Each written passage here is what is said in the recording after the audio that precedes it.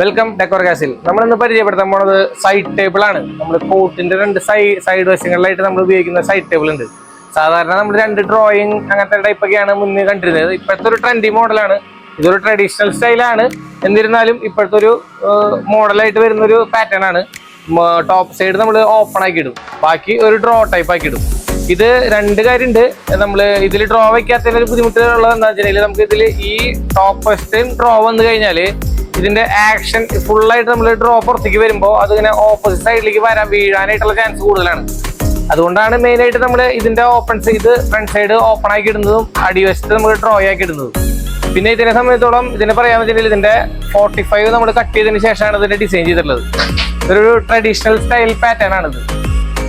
രണ്ട് സൈഡും ഇതിന്റെ കോർണറുകൾ 45 അടിച്ച് ഇതിന്റെ ഫേസ് ഇങ്ങനെ കട്ട് ചെയ്തിട്ടാണ്. ഇത് നമ്മള് സൈഡുകളൊക്കെ എല്ലാം പക്ക 45 അടിച്ച് കണക്ട് ചെയ്തിട്ടുള്ള ഒരു സ്റ്റൈലിലാണ് നമ്മൾ ചെയ്തിട്ടുള്ളത്. ഈ ലെഗുകളൊക്കെ മഹാഗണിയുടെ വുഡ് ലെഗാണ്.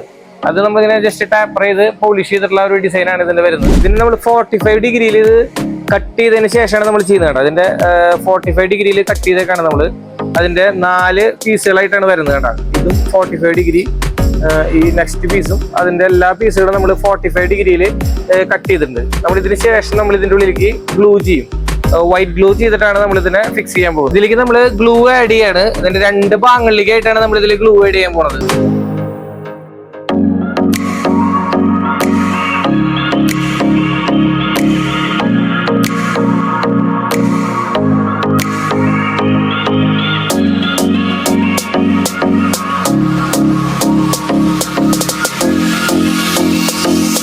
ഇതിന്റെ 4 സൈഡ് നമ്മൾ 45-ല് കണക്ട് ചെയ്തു. ഇനി ഈ പീസ് നമ്മൾ ഇതുപോലെ തന്നെ കണക്ട് ചെയ്ത് 45-ല് നമ്മൾ തൊട്ടിക്കും. അപ്പൊ ഇതിന്റെ കറക്റ്റ് ഷാർപ്പായിട്ട് നിൽക്കും. ഇതിന്റെ ജോയിന്റ്സുകളൊക്കെ പക്കയായി. ഞാൻ ഗ്ലൂ ഇട്ട് എല്ലാം പേസ്റ്റ് ചെയ്തതിന് ശേഷം ഇതായി കഴിഞ്ഞാൽ ഒരു ഗ്യാപ്പ് പോലും നമുക്ക് ഇതിൽ ഉണ്ടാവില്ല.